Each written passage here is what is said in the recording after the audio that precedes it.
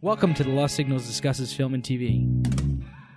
Using the revolutionary Manzur-Amosi Thurlow scale, or MOTS, we scrupulously review these art forms with an emphasis on narrative structure. Join us for another entertaining episode.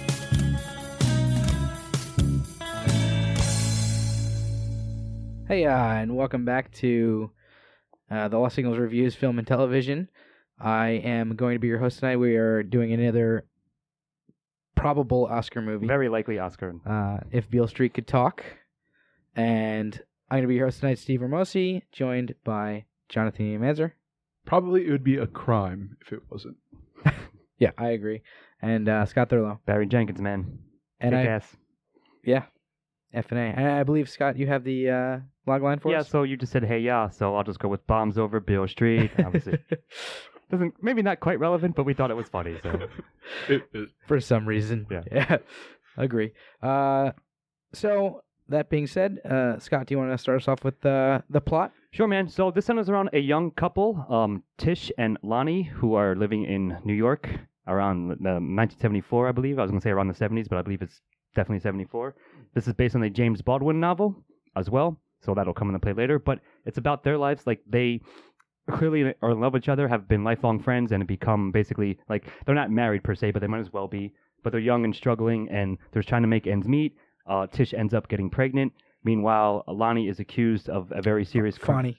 What? Sorry, Fonny. It's Fonny, I'm sorry, Yeah. yes. His name is Alfonso. Everyone calls him Fonny. Yeah. So he is accused of a rape that happens, and he is completely innocent of this crime.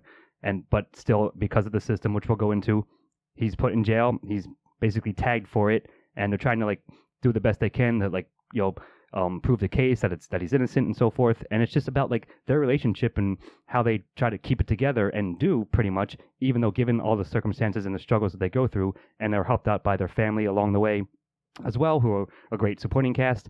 But it's pretty much that. It's basically, a slice of life kind of story, as James Baldwin is sort of known for writing. And we've actually covered one of his stories way earlier when we first started podcasting. But yeah, it's basically just a character study piece, essentially, that focuses on a couple years in our lives. And then at the end, a bit of a time skip. And it's just the story of their intertwined lives together and what happens to them and how they deal with the situation at hand. Yeah, So that's pretty much it. It's damn solid. So you guys go ahead. Yeah, there's an interesting way that this story is told, which I definitely think we should talk about in plot, although it may have a little bit to do with style, is that this story is told in the present and the past Right. at the same time. We keep cutting back and forth between scenes from the past and then what's going on with the two of them, Tish and Fonny together. And then we cut to the present where he is in jail and she is dealing with this pregnancy without him. And I think that works really well in terms of how this story is told. It's not 100% linear, but you do get kind of two stories told linearly. Almost together, kind of, like, because of the flashback kind of thing. Yeah, they sort of merge together, I would say. Yeah, and I think that it's done to really great effect in this. Absolutely. I still haven't seen Barry Jenkins' first movie, which I'm blanking on the name of right now, which I really want to see. But with every new movie that I see by him, I am fascinated, and I can't wait to see more of his filmmaking. So, Indeed. In terms of plot, I think he is always looking for an interesting way to push his plot forward, and I think that really comes out with him as director, and I love that the way that this movie does that. So I'm going to warn you that I'm probably going to gush quite a bit over this movie prior, if we all don't gush over it. Onto the dual narrative here. You get to see the growth of their relationship and the love that has always been there, and it's incredibly believable, that aspect of their lives. You're also seeing, and it's divided between him being arrested, is where the dividing line between the narratives come in, and and you never hear what his crime is until later on in the movie. You understand that he has been accused of something, and at the point you find out, like one of the scenes later on is the mother of Tish says that I've known him all my life. I know he can't do this. I've now watched enough of his love there to know he's innocent as well. Like it's a beautiful melding of the two narratives where I'm rooting for them to work out all along. I have this dread that I know it's not going to work out, and surprise, it doesn't, because they're a black couple in 70s America. But and also they go into the intricacies of law and being arrested, and how the system functions or doesn't, and how it destroys people. And to give full answer, I have been in the system as well, and I know people who went through this, and it is scarily accurate. And knowing and rooting for these two and seeing the system crush them is heartbreaking. Yeah, and I want to make a point to what you just said, and it is a super emotional and impactful section of the movie where Sharon, Tish's mother, says, I know that he didn't do this because I've known him his whole life and everything like that.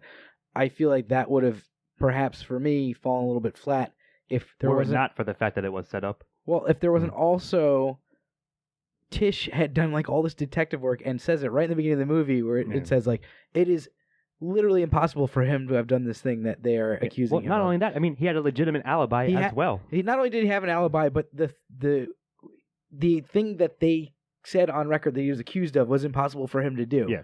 And that's where like the crushing. You hear stories about this a lot. I mean, even to this day, like this type of thing happening, and it's brutal. But like that work being done, the knowing beforehand because the detective work had been done beforehand makes that emotional scene so that I don't have to like question that. Like, I don't have to question whether or not he actually did this or not. It's more impactful because for sure he's innocent. It's not just the evidence here. It goes into like the motive for committing a crime like that.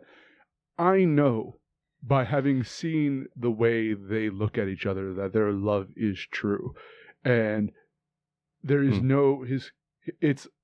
I can vouch for him as a character witness to that this is something that it's not only physically impossible for him to do because of the circumstances that surround that he wasn't in anywhere near them, but I know that it's not him in his nature to do that. And seeing that is, I think, the most, like, to watch a good man because of a racist cop go down like that. Yeah, it's a gut punch for sure. Yeah, it's terrible. And also, again, Tish, watching her struggles with having to deal with this and sticking by him the entire time, and the entire family fighting. And again, all along you know that it's not going to work out well because this is the reality of the world. I don't know. It's one of the more heartbreaking films I've seen in a very long time. It's absolutely bittersweet, to be sure.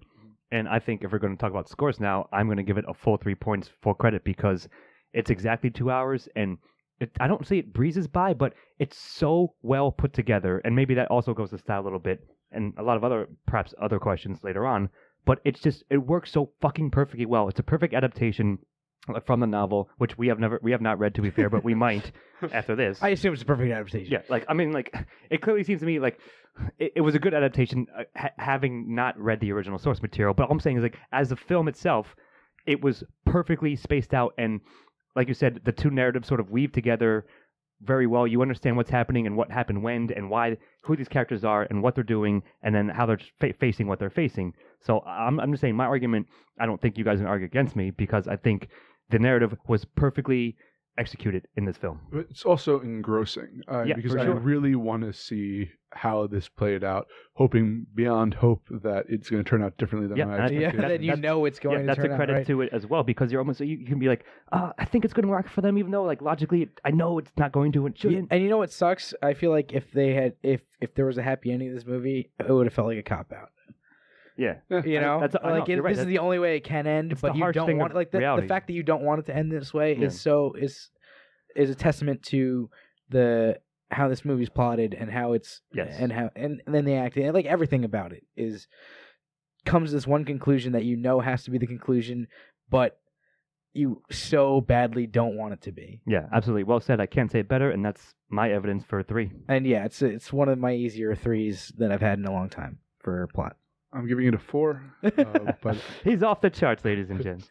I'm gonna mark a 3. yeah, that's fine. In your mind, it's a 4. All right, so let's move on from plot to themes. Ian, I think you're gonna Take it away. All right, Go so through that. I'm going to talk about 3 things. I'm going to breeze over the first one, power of love and family and all of that kind of thing. It's there, but there's more interesting things that are discussed here. Sure. One is systematic racism, and more so that this movie addresses a number of talking points against systematic racism. For instance, both of the main characters come from pretty nuclear families, and they also come from loving families. Tish in particular has a very doting father, Mhm. who Very supportive. is very supportive, but not only that, but willing to go above and beyond to help out her husband. Yes, it's a unmarried pregnancy, but the reason they're not married is because of the crime. Yeah. They had a full plan. There's like, And to be fair, so they're all so does Fonny in terms of his father. Yes, I mean the relationship between his father and mother a little more complicated, but she's Right. very religious. He's more of a kind of looser kind of guy, and at one point abusive, but But they still clearly love their son, regardless. Right, of everything that's else. what I mean. Like But- they both love their children in terms of that. Like the fathers are. Go on. he's an artist who does work part time. They're trying to find an apartment. They get a house together or an apartment together or a loft, I guess. it's space. a pre hipster gentrified. Well, they were trying. I don't know if they ever actually got that place. Oh, but it was in the works Yeah. prior to Yeah. the events that unfolded. So, like again, employed, they're intelligent. I think Tish had perhaps was going for more education. I forget whether that was actually a point or not early on, but nonetheless, they're everything is working out for them as should be what the American dream is, and they just cross paths with a racist cop who decides to ruin his life because he has the power to. And it's such a good argument because this thing happens all the time in America. And again, I have to give credit for showing that a lot of these talking points don't actually exist. Yeah. Towards the end, I was joking that if this was realistic, at least for modern days, he would be forced to take a plea deal because you don't go to trial. Trials are kind of used to they punish people incredibly for going to trial. And the film even always, has that. Says that. No, that's the thing is that I was thinking that this is how it logically should end, and it ends that way. And I'm like, yeah. They even had the tables at the very end for the meeting, and in one of the institutions I was in had those exact tables there. This was a unfortunately depressing look at realistically, in my experience, how the legal system does work. And yeah, it was again like the minute a cop said you're guilty, he had no way out. It's a foregone conclusion, yeah, man.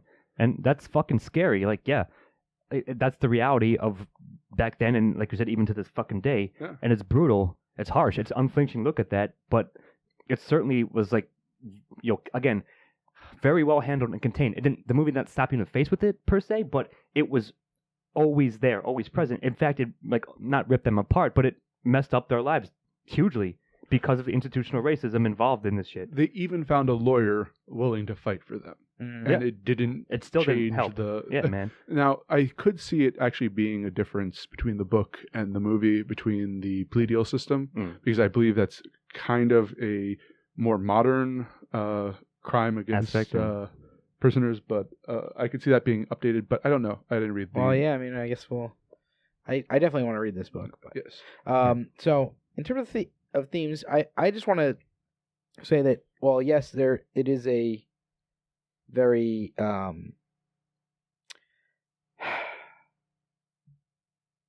bad things happen to this family, right? But I think there is a good amount of like hope shining through the floorboards of this, Yeah, I as see what you mean. well. There's Like, certainly some light in with all the darkness that surrounds it. there's a lot of focus on the love between the two of them, between Tish and Fonny, and between Tish and her family. Her her mom goes to bat for her, and like goes out to Puerto Rico to try and track down the woman who accused him, and she refuses to come back, and has a breakdown. But there, one of the amazing things about this movie is the incredible juxtaposition of that super bleakness and that with rays of hope, we'll say, or something. Yeah. Really shining hope. Like this movie is all about their love story. It's all about how family fights for each other and things like that. Those are the main themes, and or at least the main like hopeful themes, right? Yeah. And then it's juxtaposed against these like very pessimistic themes of like the institution.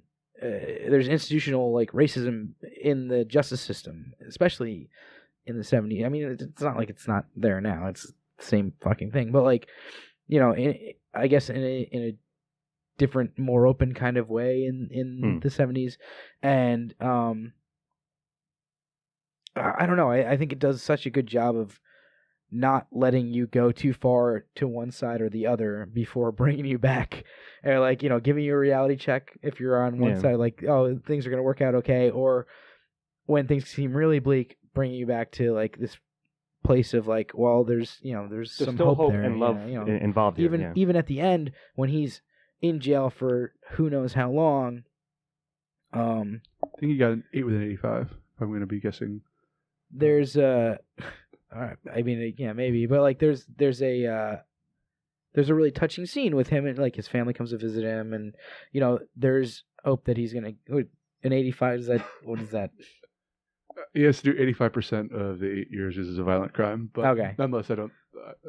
That's just his. So I mean, like it seemed like it was a much lesser sentence than it would have been if he had gone to trial for it, right? So like, sure. He's gonna get out maybe when his kid's 10 years old or something. Well, it was implied that he was getting out sooner, like fairly soonish, right? Exactly. Like, and that's all I wanted to point out. They have a touching scene in like when his family goes to visit him, or he's talking to his kid. I really want to know what his kid was writing.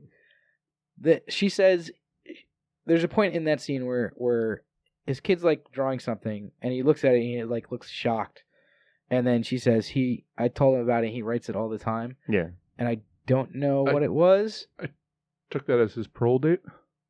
Maybe. Oh, I mean, I didn't think about that. I mean, who knows? Like, yeah. I'm sure it's something that you could ferret out if you really like looked hard into it. But like, I was expecting them to show it at some point, and they never did.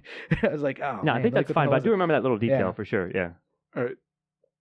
So I'm gonna 2 more points then. I'll make it quick. Sure. One is I'm gonna bash your hope for a moment by saying that his friend, I forget his friend's name. Danny friend? Charlie. Oh, Dan Carly. Yeah, Dan.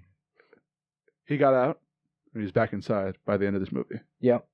And unfortunately, that's also reality. That if you've gone to prison, you are now that's the identity society gives you, and you're more likely to end up in prison.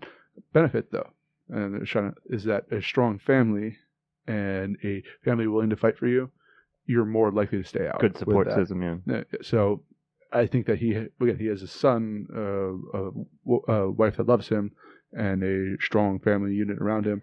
And I think that he can overcome that. That scene with Carly, by the way, was so intense because you knew he was like, you saw that scene where he's talking about being in jail and like telling him about the horrors of it, and like he's like, they can do anything they want to you, and the worst part is like how scared you are, and you know that he's in already. And there had been a scene earlier where he like kind of breaks down and is like, starts yelling and says like, you don't know what they're doing to me in here, and you're like, shit, man, he's already. It's not even foreshadowing, like it's Yeah. talking about what he's going through at that moment and like really bringing it to the forefront. Yeah, it's a good juxtaposition. Yeah, it's fantastic. And I mean, I'm giving themes a very strong one for everything you guys said because it's all supremely handled, and it addresses some very harsh and unflinching stuff about reality. But like you said, it does contain moments of also hope and the love that they have between them. Sort of will sustain them even as they struggle through this, and eventually may overcome it. Yeah. So I think that's good. I'm going to say one more thing is that to show that it still goes on. I know a guy who is his first time inside, got 2 more years than I did for the same crime because he was black, I was white. He didn't begrudge me for that fact because he's like, hey, that's how society works. Yeah, man, and it's fucked up, but I mean, it's the truth of the matter. So this is the reality we're stuck with. Yeah, this is as timely as it was in the 70s, unfortunately. Wow. Yeah, man, that's wild.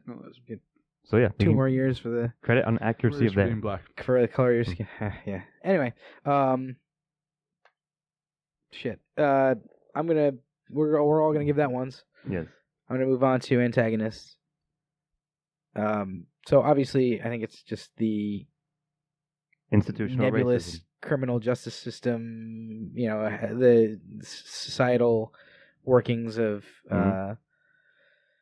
how the criminal justice system works. And to be honest, there in a lot of ways it's probably even worse now than it was before because at least they were not private prisons before.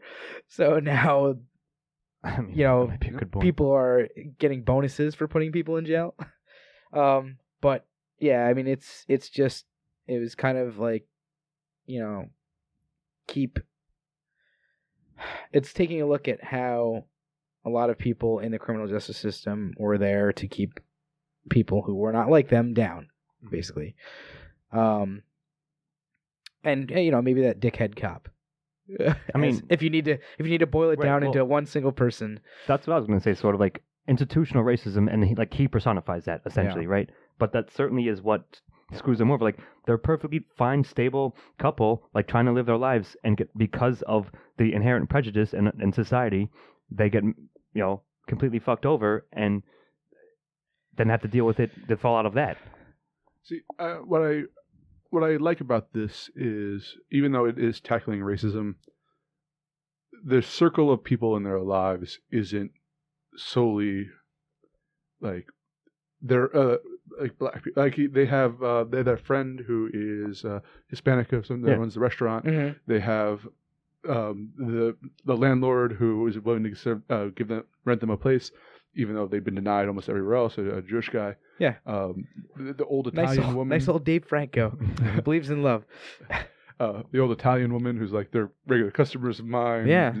Like it's racism exists, but it is it's at its worst when it is given power. And when for sure. cop the cop was specifically racist. It's the court system that just generalizes. Yeah. And is overworked and says, "Oh, you're this color, you're thus more likely to commit a crime." And it's like the banality of that racism is the worst part about it. Perhaps the scariest part as well. Yeah, for sure. Yeah. I mean, I agree. Of course, like that's the antagonistic force in this movie, and it's certainly felt by all the characters, and even like sort of reverberates back to you and the audience. And I think it's very effective. And I'm going to give it a 1. I'm not giving institutional racism a 1. I'm giving the way it's shown and how seriously, like how much it can mess up people's the lives. tragedy of it. Yeah, exactly. Yeah. I completely agree. I'm going to give this a 1 for the effectiveness of how you see that force as the antagonizing thing throughout. And I think that's 1s all around. I think so, sir. Yep. So let's move on to protagonist. Scott? All right. So I believe, if you guys disagree, let me know, but I'm going to call it Tish and Lonnie. Fonnie. Wait, Fonnie, I'm sorry. I keep doing that because it's Alonzo. Yeah, but, it's Alfonso. Alfonso, you're right. I keep fucking that up. I'm sorry. I apologize, but it's certainly them. Like it focuses on their relationship as a couple. Like, and even flashes back. Like I think Tish has she has many monologues which are excellently done, by the way. But there's one where she's like, "Yeah, I remember taking baths together as a kid. I just knew he was going to be like my man, and I was going to be his girl." I will say she doesn't exactly say that. She says, I'm paraphrasing, my friend. She says like she didn't realize it until much later when they were older, but like they were basically like they were always meant for each other. Yeah, it's almost like God, I hate to say this, but it's almost like the Forrest Gump like go together like peas and carrots type of deal, you know? Sure. Like I get what you mean. They in the sense of Adam and Eve, they didn't recognize that being naked in front of each other when they were younger was something to be like ashamed about. They weren't. That they were always just comfortable with the two of them, and it was exactly not a sexual thing. It was a connection thing until later on in life. And I mean, that entire thing is absolutely beautiful. Mm-hmm. Yeah. So like, I totally bought it. Like it was so well and acted so well. So yeah, of course, you might say like maybe Trish. Maybe can claim more of the protagonist role because it's more, you get more of her story, but certainly same person.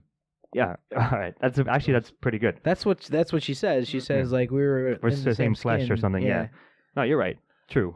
I also want to give a shout out, even though this is style, to the close-ups of their faces as they're looking lovingly. So yeah. That who's the director of this? Barry Jenkins. Barry Jenkins gives you a up close. It's like you're intimate with them because of that. Yeah, you see their intimacy and you become a part of their intimacy, which makes it even more like their struggles become your struggles. At that exactly. Point. And I have to give then that's why I think they work so well as protagonists. Yes, 100%. So it's Kiki. I'm sorry, you got the names over there, Steve-O. Who played Tish? Kiki Lane and Stefan James. Yeah, they were fucking fantastic and just phenomenal as portraying this situation and who they were at the time and so forth. So yeah, I guess I'm one thing. They even said, as you said, you guys are right, that they described themselves as sort of one person, split into two bodies. So I completely was compelled. Their journey was super compelling, like you said, and I'm giving them both a strong one, be on the strength of both the script and their acting. Like both of them were fucking phenomenal, and the directing. You're right, the style goes a long way towards adding to that, like sort of angle for it.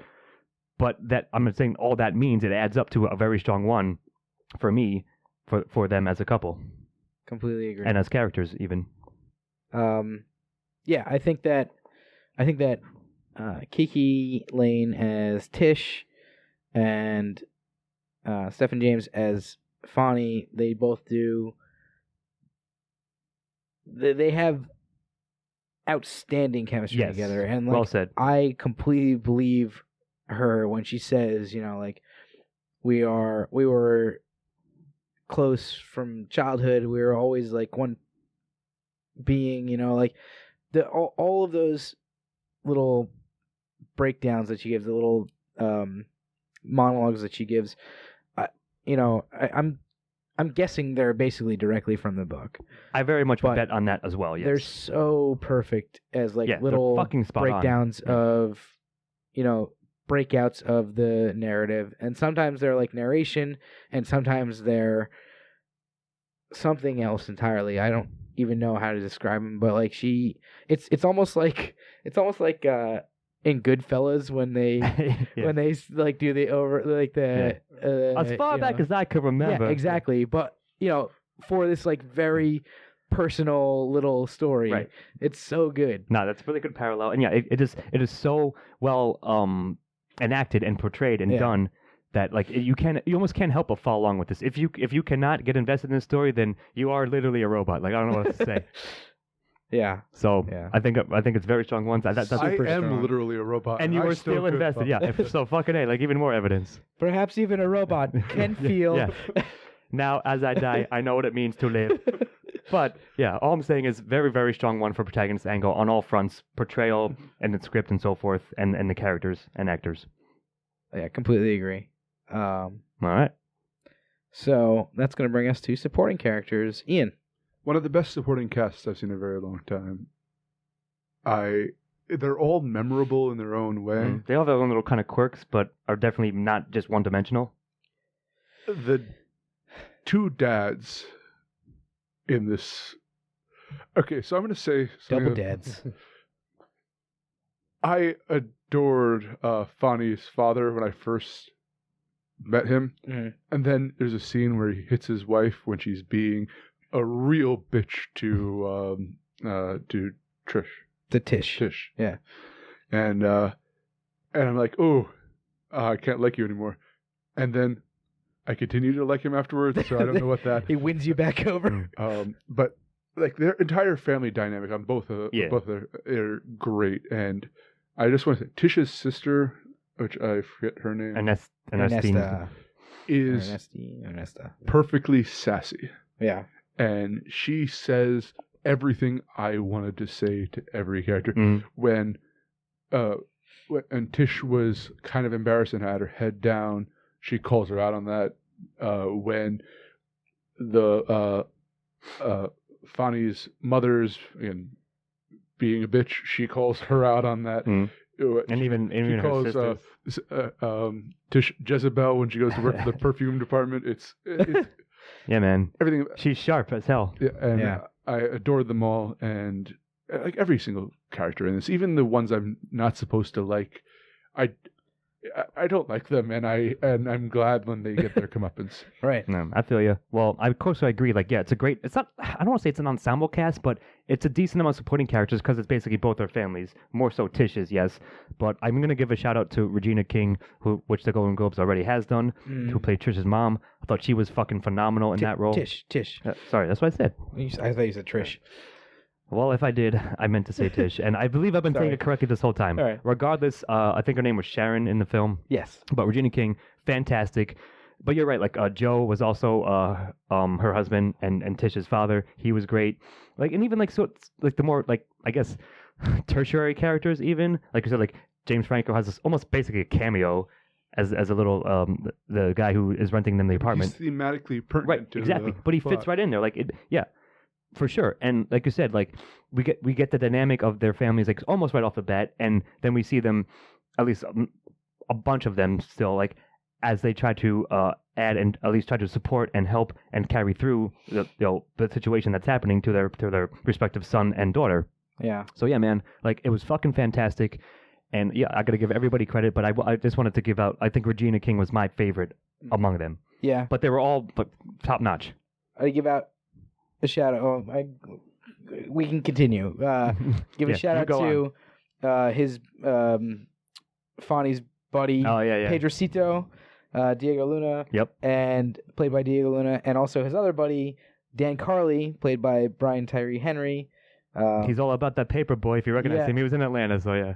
He does a great job in Atlanta. He's been getting a lot of play lately, and rightfully different things. He's great. It's Indeed. interesting to see him playing somebody who's a little more talkative than Paperboy. Sure. Like, But, I mean, it's funny because like before you go on, like because I personally have just watched Atlanta recently, so like yeah, in my mind when he showed up, I'm like, oh man, it's Paperboy. But like I was like, I shouldn't be thinking that. Yeah. But he does a great job in this as well. Just like it's hard to not see him as that because it was so like fresh. He but does. nevertheless, he does a great role. Like you said, he has that scene like harrowingly describing what it's like to be in prison. Yeah.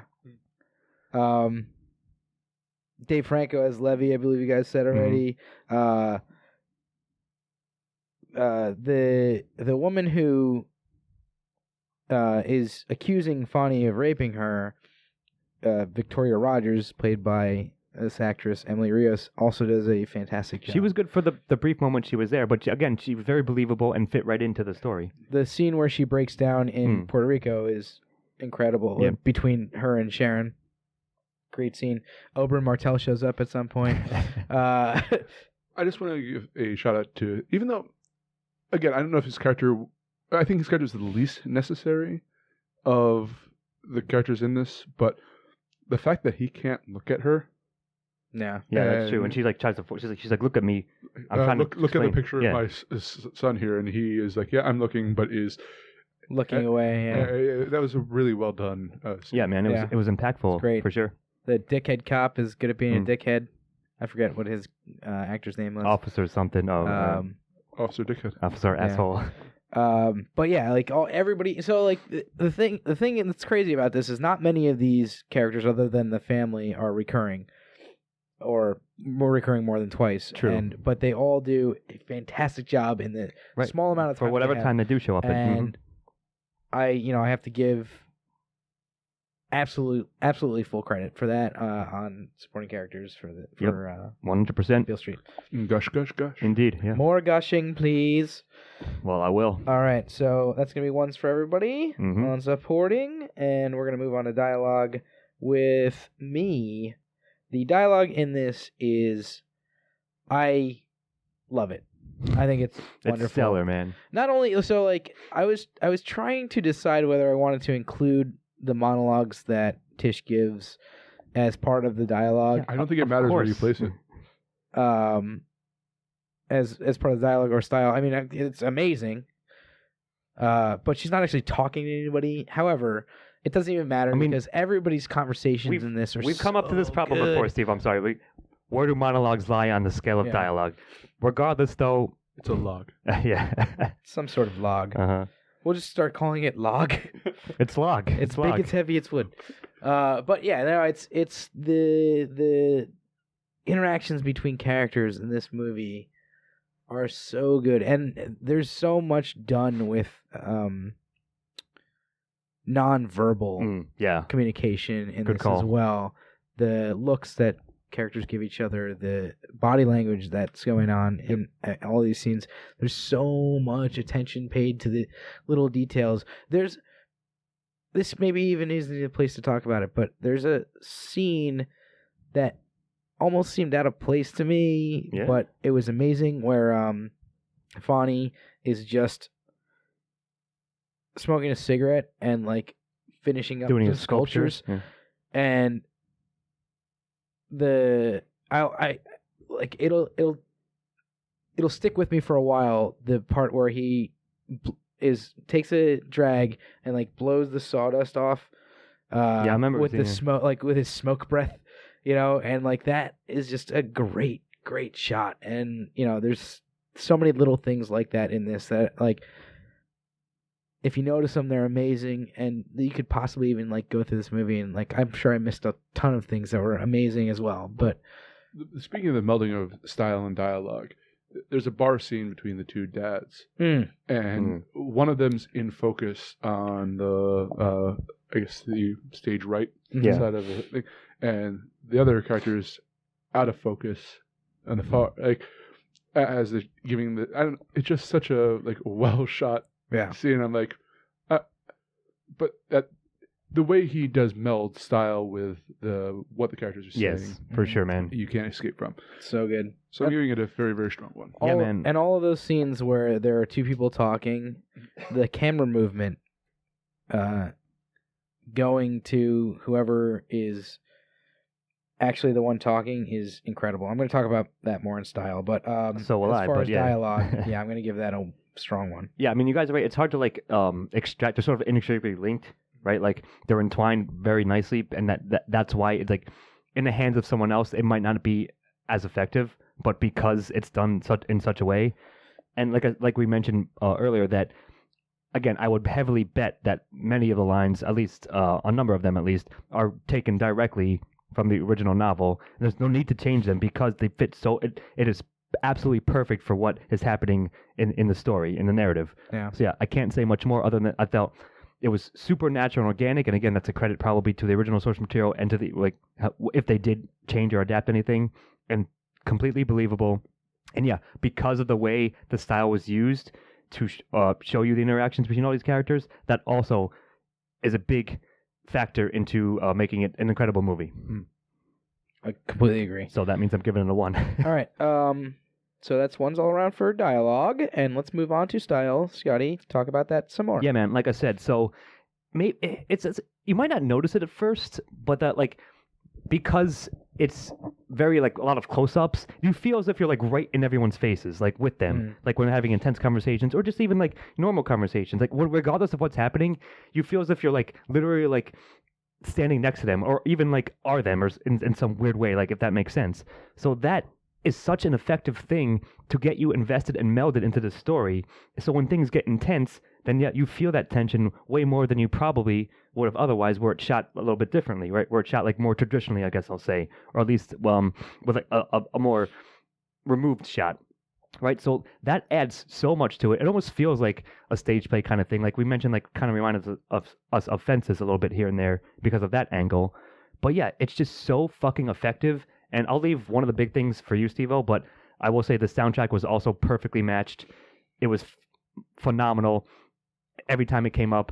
But to me, the thing I noticed again was, if not the cinematography, like the way that because the shots were so like in your face, literally, then that was so effective to, again, investing you in the story and selling these characters and getting you to feel like you're intimately involved in their in their lives. Yeah. So I am a very analytical mind, which is why I helped come up with a 10-point analysis of works. I love the style here. To analyze it would be doing a disservice to it, because this is not my forte. This is like, it's very much like Moonlight was more of a work of art. This is still a major work of art, and I would need to rewatch it multiple times to pick out the meaning behind different shots and things. And upon one watch, I'm just going to say, like, I was floored by it, and this is likely my best of the year. so far, yeah, man. I've got a couple things that I want to Right, gush about in terms of this. Barry Jenkins' color work in his yeah, it's so vibrant and lush, man. Yeah, it's so good. It's so good call, dude. His use of colors in this Moonlight, perhaps even a little bit better in terms of that, but I just can't get over how good he is with lighting and making. And to go into that, a few years ago, or possibly even 2 years ago when Moonlight came out, I read an article or listened to an interview or something, or somebody talking about how poorly black actors have been lit throughout the history of like color cinema. Interesting. And I think it was like Barry Jenkins or somebody like quoting him or talking about something he was talking about, and he is, if I remember correctly, because this is a couple years ago now, Sure. but like he is very interested in that and in lighting people correctly, because you know you have to. Yeah, man, something you might not think about, but when you notice, if you have a different color skin, you have to light it differently in order to make it look, you know, how it should look on cinema, right? And the lighting in this movie is absolutely fucking phenomenal. Indeed. It was one of the things that I absolutely noticed like right away, and I love looking at how this was shot, because it really brings forward the best. He brings forward the best shots that he can get in any given sense. You know, he doesn't overlook anything when he's setting a scene, and that's phenomenal. The soundtrack, as you mentioned, Scott, in this is outrageously. You guys might buy the book. I might buy the fucking soundtrack, dudes. Of like, so like, I may still say that The Favorite is my favorite movie of the year so far, but this is my favorite backing like soundtrack score. It's so fucking good. Yeah, indeed.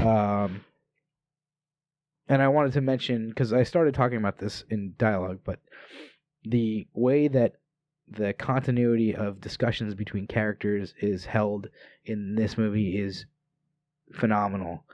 Because a lot of times you'll see, like in a lot of times in movies, you'll see like somebody's talking and then it'll cut to the other person. And in this movie, what he does almost every single time there are two characters talking is it's a slow camera pan between characters. That's what I'm saying. Like, that's why so you get that like negative space in between when there's a pause or when it's like a transition of things that people are saying, and then it lights on the other person's face, and then the other person starts talking and it goes back to them. It's fucking amazing. And that's what I'm saying. Like, it makes you feel as if you're there, like in the midst of that conversation. Like looking back and forth between these two as they're having a conversation. It's so good. So I mean, those were the few things that I wanted to talk about. We could probably talk about style in this movie for hours, but those are definitely the highlights, and they are the hell of a highlights there. Yeah, so I'm gonna give it a super strong 1 for me. Mm-hmm. I as well. And it sounds like everybody's gonna give it a 1 for style. Yep. So that means we're gonna go on to recommendation, and Ian, that's gonna be you. Yes. I don't.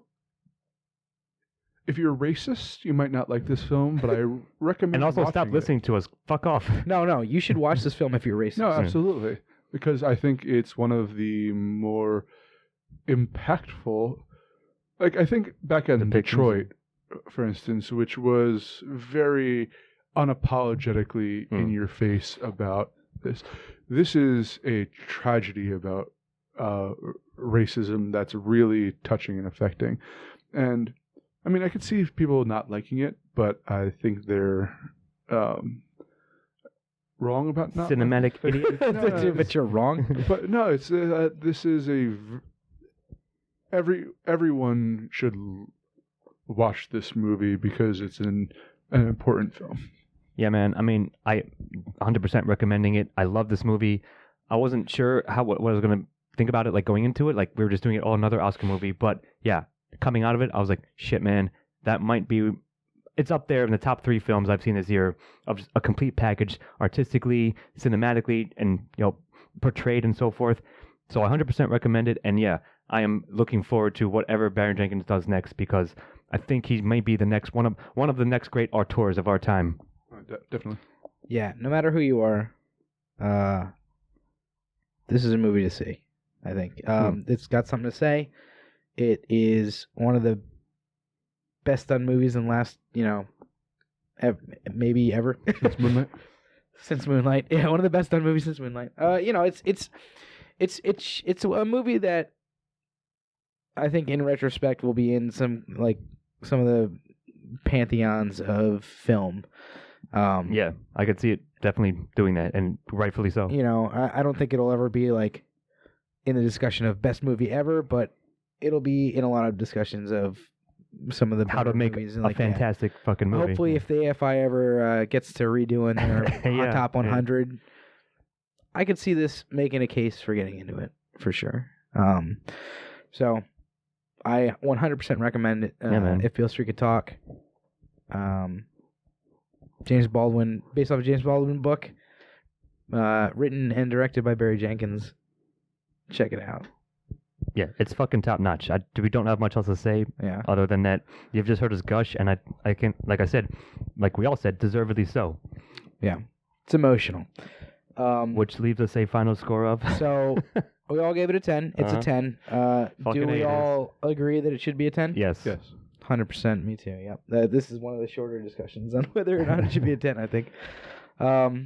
So I think that's gonna do it. Yeah, man. Unless anybody else has anything else, and this has been The Lost Signals, Film and TV. I've been your host, Steve Ramosi, here with Jonathan Ian Manzer.